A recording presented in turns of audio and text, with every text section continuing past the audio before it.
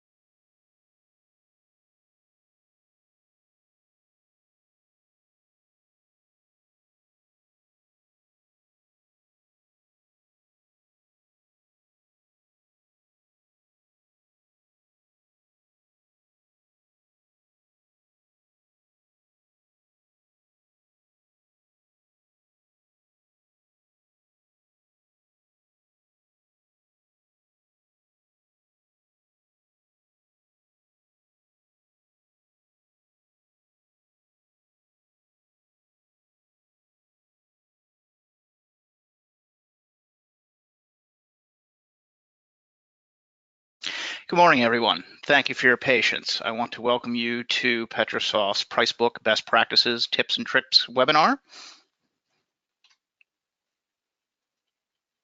My name is Jonathan Dickinson. I'll be your presenter today. I am the Product Information Manager here at Petrosoft. I've been here just shy of about 3 years. For those of you who are longstanding clients who did used to call into customer support, I did used to be the Tier 2 lead of customer support, so you may be familiar dealing with me there. I now oversee our Pricebook department, but I am still heavily involved in assisting in our support department.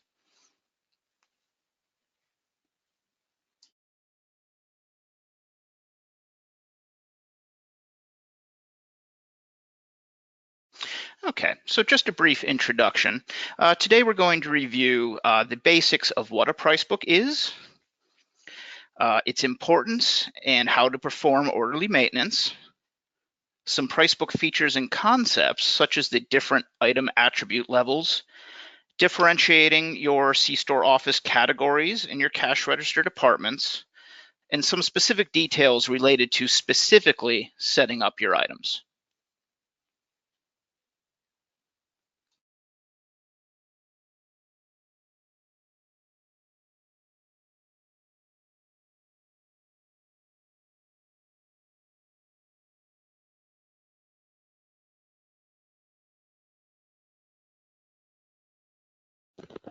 So let's start with a little bit of a basic terminology. What is a price book and how properly managing it can help your organization control your prices effectively and at the end of the day realize some greater profitability. At its most basic, a price book is like a digital catalog that contains all your products and prices. It literally is a database, so I generally conceptualize it as mentally as an Excel spreadsheet. But C-Store Office does provide tools and additional information that allows for ease of organization and analysis of this database. Additional information such as the associated vendor, the item's size, its cost, your current inventory levels, and the gross profit margins that you've been achieving on your sales. Timely access to this data will obviously allow for some quicker and more informed decisions on your price book.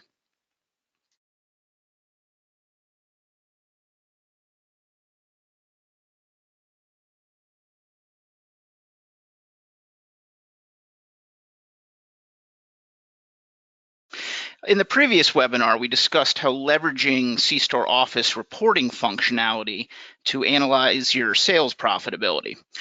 As we discussed, while you may be achieving significant sales volume, this is really only benefiting your organization if those sales are achieving the expected profit margins. Today, we're going to review how organizing your price book in a manner that allows for rapid and informed decisions to raise or lower your pricing based on your vendor costs or your customer's demand. This starts with having a fundamental understanding of how your C-Store Office price book works.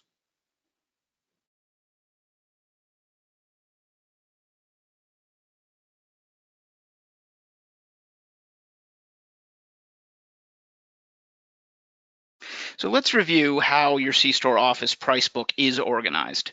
And this is really especially crucial if you have multiple store locations on your C-Store Office account. A common gap in knowledge is understanding the difference between your account level item attributes and your store level item attributes. Account level item attributes will include the item's barcode and description and the department, category, price, and promo groups that the item's been assigned to.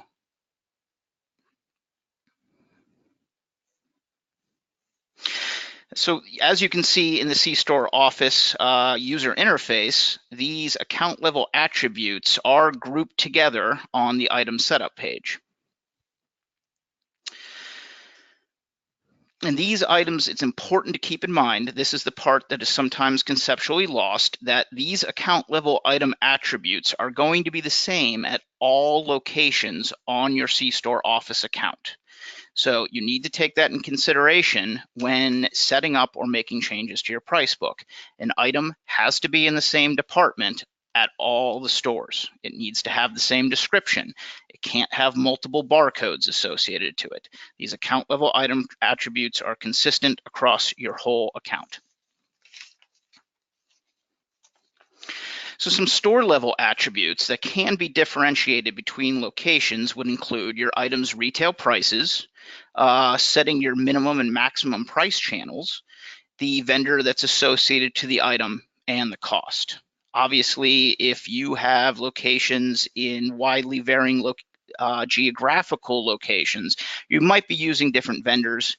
You might be seeing different costs on your items. So obviously, all this can be differentiated and can be analyzed at the store level.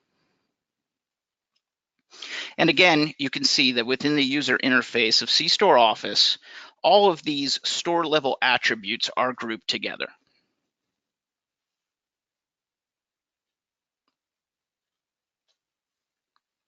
So from my days in customer support, another common gap in knowledge is an understanding of the difference between categories and departments.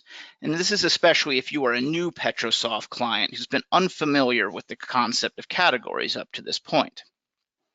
The majority of you are probably already familiar with the concept of cash register departments. Departments are used to combine your sales data in the register into local groups to make the tracking and reporting of your sales data easier. And these departments also control register functions such as taxation, age restriction, and product payment codes. All of that's important to take into consideration, being that these are account level attributes that are going to be consistent across your organization. Now, categories seem very similar to your cash register departments. Conceptually, I consider categories an additional hierarchy level in C-Store Office that allows for expanded reporting functionality. Now, there are certain functions in C-Store Office that are reported based on category, such as your purchases and your inventory.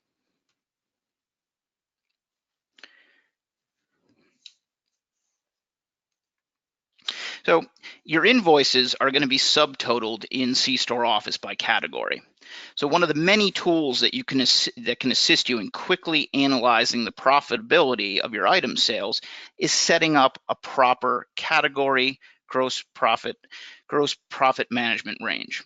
And as you can see here, I've pulled up a quick example, and you can see on this specific count at their Station 1 location, they have said that on their grocery category, they are expecting to realize between 30% and 40% profit margin. And what you would find here when you would review your pending invoices, and unfortunately this isn't a good example, but you can see how the GPM ranges that you would specify would appear on your invoice, and any of the items that would fall outside of that range would be flagged. In this case, I don't have an item that falls out of the range, but if there was one, it would be highlighted very clearly in gold. It would be very hard to miss.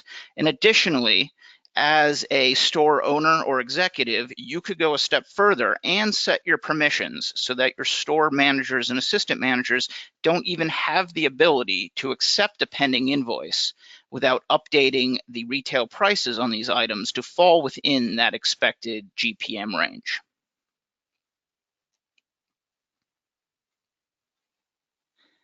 So now let's quickly review some of the important attributes that are overlooked when adding new items or editing existing items in your price book.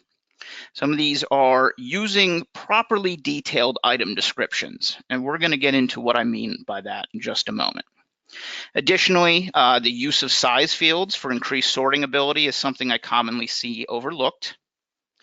Making sure you're leveraging assignment of price groups and item tags for increased flexibility, and to properly mark inactive and items that are not for sale. So I'm going to expand on all four of these points.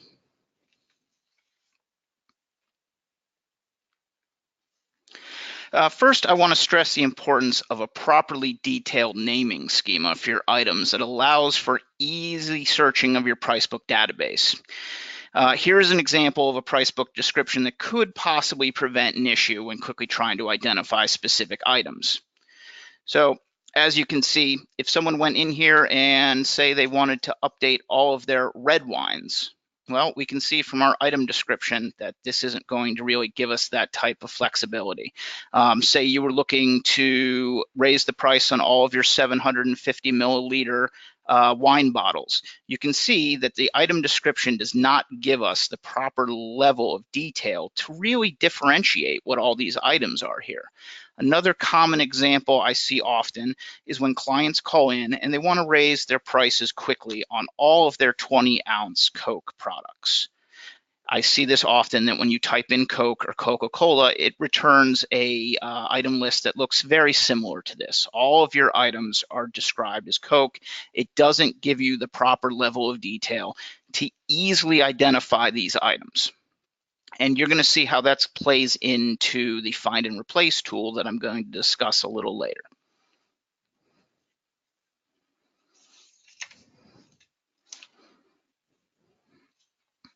So secondly, and this kind of builds on the concept of having proper detailed descriptions, one of the commonly overlooked fields I see in an item setup is the size field. This adds an extra level of sortability that most clients really overlook. And you're going to see why in a little bit later when I do demo the AND function when doing a price book search. I really can't recommend enough making sure that you are always filling in the size field and making sure that you're using consistent descriptions, whether it be 1L to mark off a 1 liter or 1 liter completely spelled out consistently so that you can search for those items with a common value.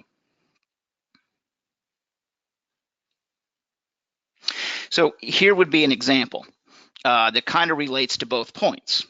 In this price book, you can see that I did a quick search for Gatorade. And while many of the item descriptions do in fact point out this correct size, either 28 ounce or 20 ounce, you can see that there are multiple other items that do not.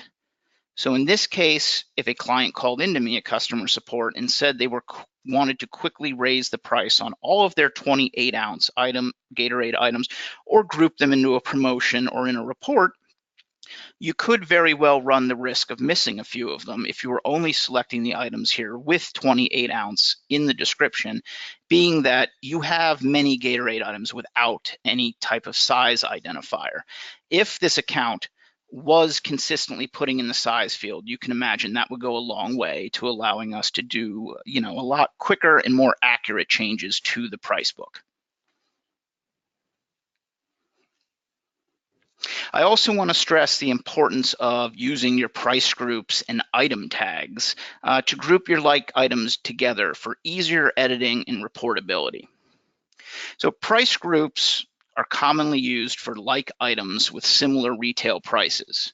The best examples I see often of this would be your Red Bull 8 ounces, your Red Bull 12 ounces, again, your Coke 20 ounce products, your Pepsi 2 liter products, all items that would share a like retail price.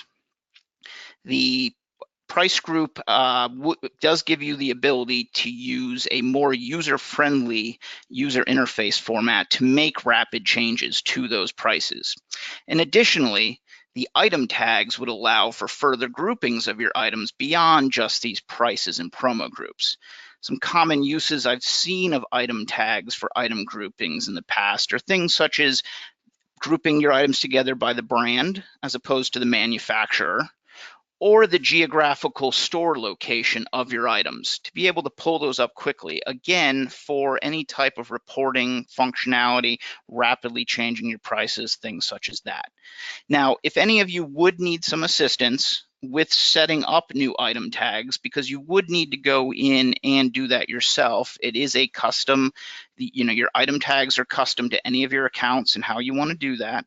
If anyone does need any assistance with any of these price group setups, item tag setups, anything that I'm reviewing today, please don't hesitate to use your C-Store portal to put in a support ticket asking for assistance, or you can feel free to give us a call at 412-306-0640, and there will be a customer support representative who will be happy to show you how to go about creating new item tags, applying those to your specific items, and how to use them in terms of sorting and for reporting purposes.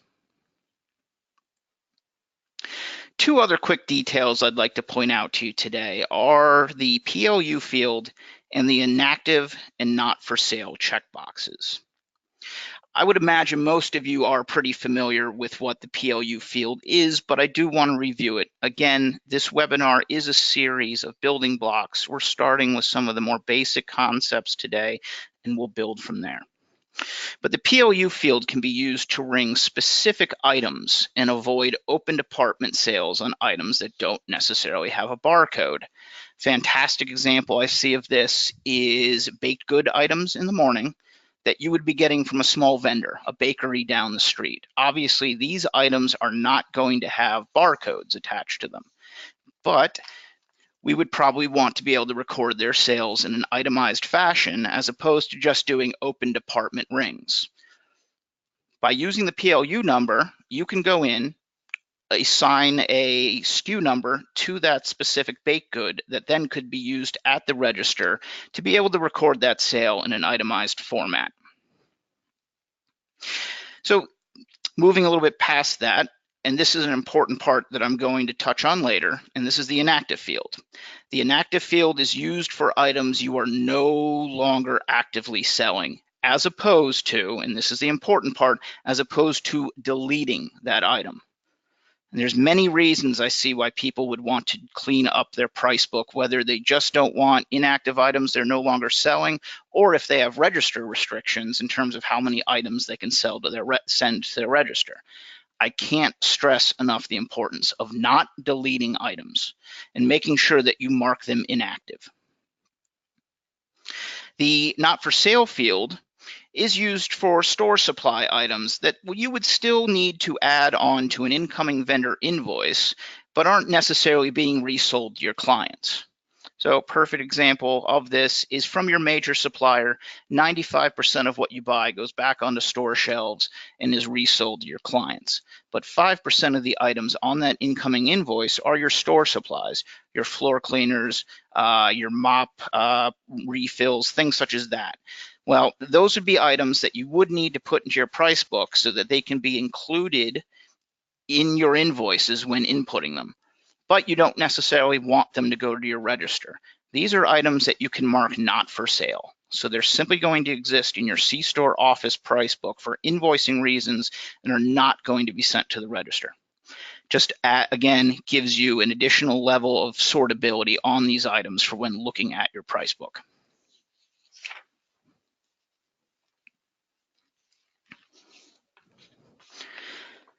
So now with a few of these details we've gone over, I do want to go over a few of the best practices that I think can make things a little bit easier for you at your organization when you're attempting to keep a clean and organized price book. And I really can't stress enough the importance of making sure you designate a specific price book manager within your organization. Now, I know this isn't always practical, and that you might have a few people, putting in invoices, occasionally changing retail prices to make sure gross profit margins stay in line. But I would really recommend that you essentially have someone in your corporate hierarchy that really kind of knows the ins and outs of this and makes the final decisions. Okay. Now, in addition to that, though, as I mentioned, it might not always be practical to have one person managing your price book. If you do have multiple employees making edits and changes within your price book, adding new items, I would very strongly recommend that every single one of these employees is using their own unique credentials within C-Store Office. You really want to avoid having too many hands in the cookie jar when it comes to managing your price book. But if you do have more than one person, it is important to make sure that you have a unique stamp for that user showing who's making changes in your price book. The biggest point being, if they're making mistakes, it presents you a learning opportunity to show them that, this is what needs to be done correctly. So we did discuss a few points in the item search field in terms of using proper item descriptions and making sure you're filling in your size field and so forth. But one of the common questions I know I was always asked in support from newer clients is how can I make edits to multiple items rapidly? And the easiest way to do this is using the replace function within C-Store Office. Okay, so I did touch on, as opposed to deleting items, we would prefer that you mark them inactive and avoid any unintended consequences. Obviously, it's going to be very time consuming for you guys to go through one by one, based on your barcode, go into that items edit screen and mark it inactive and save. So the upside is that if you have the proper descriptions, the proper size fields, have a means to easily search and find the items you would like to deactivate, such as, say, pulling up a department and asking and showing the last time sold field and sorting that, you could see that you could easily highlight all the items in your price book that you haven't realized a sale on in the past year and simply use this replace function. You can see in the top left of the screen there that the replace function is the box right underneath find. You would simply click on that. The first drop-down field would be the value you're going to edit. And this is the part that's commonly missed by our clients. The middle field here, it's somewhat counterintuitive, but would always need set to any. And the third field would be the value you're editing to. So in this case, after making these inputs and hitting the blue replace button next to the find button, you can see that those 5 items which were marked inactive would be which are currently active would be marked deactivated in one fell swoop, as opposed to you going into all 5 items. In addition to the find and replace tool, I think one of the other kind of powerful tools within this search field is that you make use of the AND modifier when performing searches and using the find and replace function for increased power. So what you can see is I've highlighted that AND modifier. And in this case, it's allowed me to combine 2 search fields. So if a client called in and said that I want to quickly raise all of my candy from $1.29 to $1.39, if they don't already have these items grouped together in a item tag or price group, you can see that by using the AND modifier, we could say that we want to see all items where my department equals candy and the current retail equals 125. The nice thing about this is it's only returning items that specifically meet the queries that you put in. You could then simply go over and use the select all box, which will quickly check off all returned items. Then you could move to using the replace function to make any price changes quickly. Again, to multiple items, instead of going in there and doing it one at a time.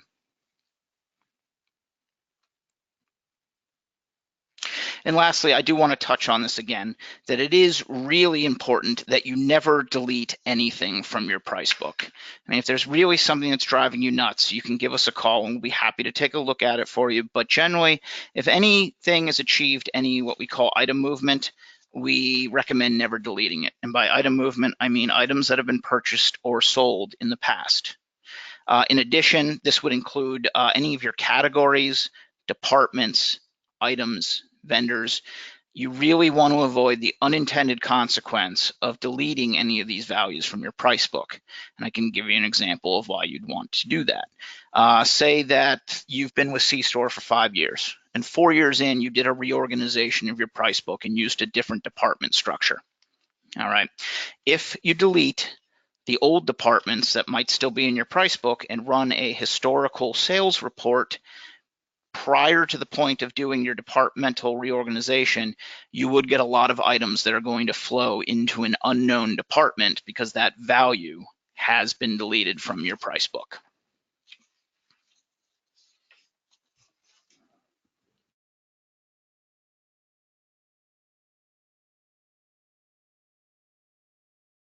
All right, guys, so that kind of wraps up the presentation I have today. Again, these were really high-level concepts that I'm guessing that most of you have seen before. If not, and you do need another example, some brushing up on it, again, don't hesitate to put in a support ticket via the C-Store office module, or give us a call at 412-306-0640, and our support department will be happy to help you. I am going to take a few minutes now to open up the floor to some questions. I am going to go through the ones that you guys have already submitted and see what best I can answer for you. Any that I can't answer, or I can find the time, or I can't find the time to do so today, we will do our best to reach out to you.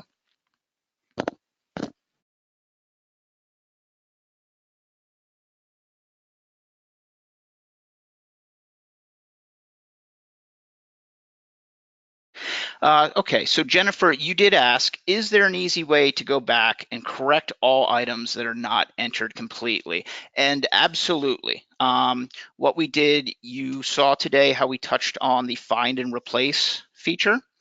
I do find that that's probably the easiest way to pull up quickly all of your items that are missing a department, missing a category, missing a price group assigned to them, and go through and assign those quickly. Now, if you're referring to updating an item's item description or retail price, we do have a few different means by which to do that, various import tool functions. What I would recommend is if you do need assistance with description and price updates, you give a call into customer support. But again, if we're just looking to update, the department assignment, the category assignment, your price group assignment, really the best place to do that is going to the Pricebook item screen and using the find and replace tool to do that quickly on multiple items.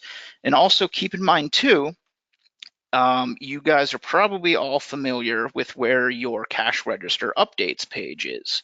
That's where you would go in to obviously trigger the updates you've made to your price book to go down to your price register. I apologize, I don't have a live screen to demo this for you right now, but if you do navigate to your CR updates page and scroll down beneath the current updates that are going to your register, what you will see is C-Store does have a module that will point out to you any of your items that are missing a department, missing a category, or missing a retail price. Any of the attributes that are going to keep the item from going to your CR, to your cash register, and scanning properly at your store.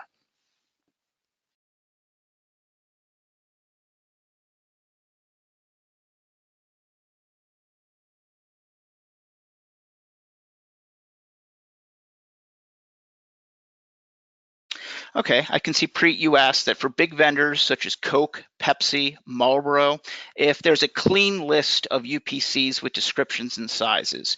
At present, right now, Preet, I'm going to say no, if only because that is a project I am currently working on, is for C-Store Office to have our master database of items coming from large vendors with already approved UPCs, with already approved and active UPCs, descriptions and sizes that we could then link to your account and enrich the price book that you already have. What I will do, since we do seem to have an overwhelming amount of interest within Pricebook, and that I will probably be doing some of the webinars in the future that relate to this, is that at the conclusion of those Pricebook webinars, I can give you guys a quick update at where we stand with that project that would allow you to basically sync with C-Store and enrich your products, give you more detailed item descriptions, making sure the size fields are filled in consistently and correctly, things such as that. So at present, Preet, that is something we're working on.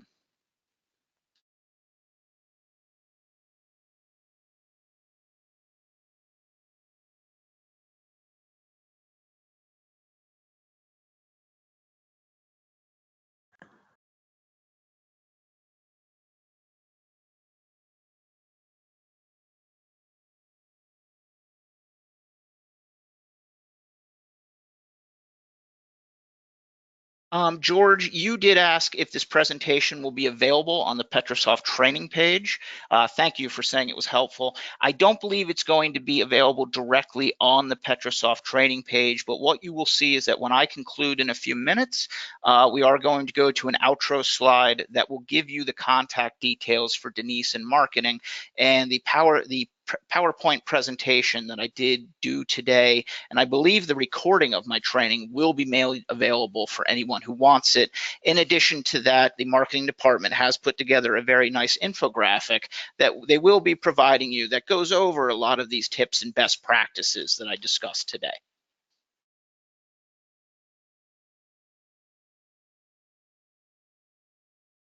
Henry, you're asking where can you go to set up those GPM ranges for an item or for a CR department? Actually, the GPM ranges are set up by the category, because again, that's how your invoices are going to be grouped together when they come into C-Store. So if you would like to set up those gross profit margin ranges, where you would navigate to is under the price book dropdown in the blue toolbar, go to the categories page. Once that loads, in the top right-hand corner, you'll see the row of blue buttons, the Add, Edit, and View. One of those blue buttons will be the GPM range management. You can go simply into it and set your ranges there. I think the user interface is pretty intuitive and self-explanatory, but again, If once you navigate into it, you need some additional assistance with it, please don't hesitate to give a call into our customer support department at 412-306-0640.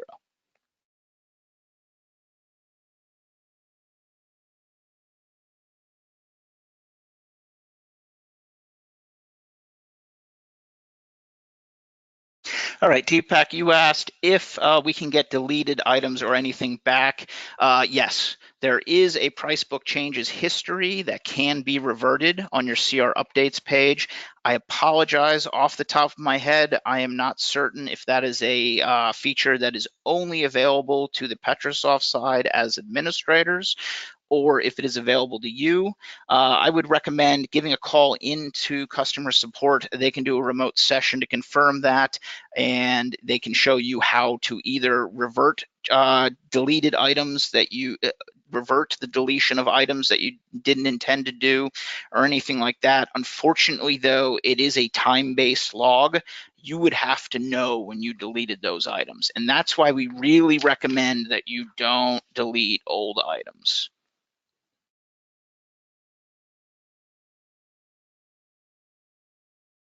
You've asked who can we contact on handheld device support. When you call into customer support, you would want to select the technical support department to help you with any handheld support you do need.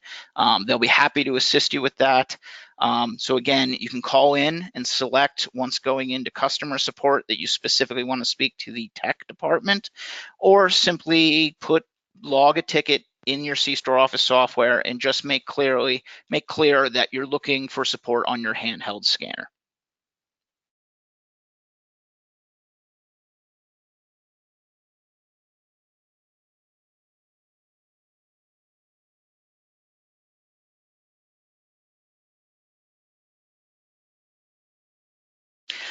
Jitten, you were asking, is it possible to start a fresh inventory, and can you start an inventory one by one by department? You absolutely can do what we refer to as partial store inventories, department by department.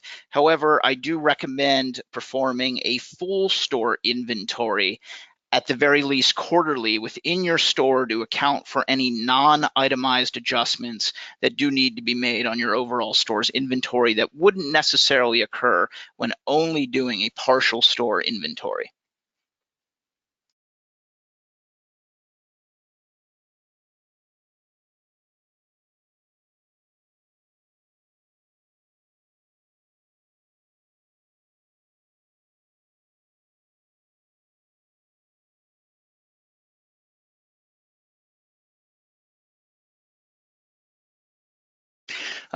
We do have some means of limiting the total numbers of items that do transmit to your store for you, whether that is just putting a hard cap on the number of items, but we also have what's called a PLU batch cache function that the C-Store can basically calculate when the last item movement, whether it be sale or a purchase, occurred on an item, and then based on the time frames that you give, if you have not seen a purchase or a sale for a predetermined period of time, C-Store will go ahead and deactivate that item to see to it that your item count on your local POSs does not go too high.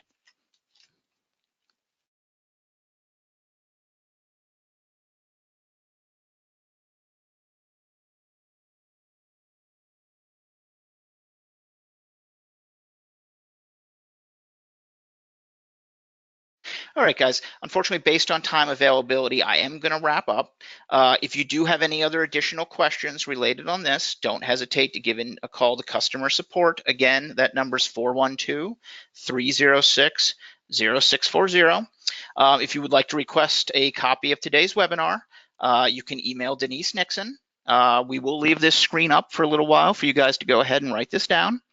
Or you can go ahead and give her a call at the number provided. And you're going to receive a survey following the presentation today, and we do appreciate your time in providing feedback. We want to make sure that we're providing webinars that you do find informational and useful. And as a thank you, we'll provide you back that complimentary infographic. All right. I want to thank you guys all for attending today. Thank you for any effort you put into really getting your price book managed and organized correctly. It's obviously going to make your lives a lot easier there to make rapid changes for you. All right. We look forward to speaking to you guys in the future at future webinars.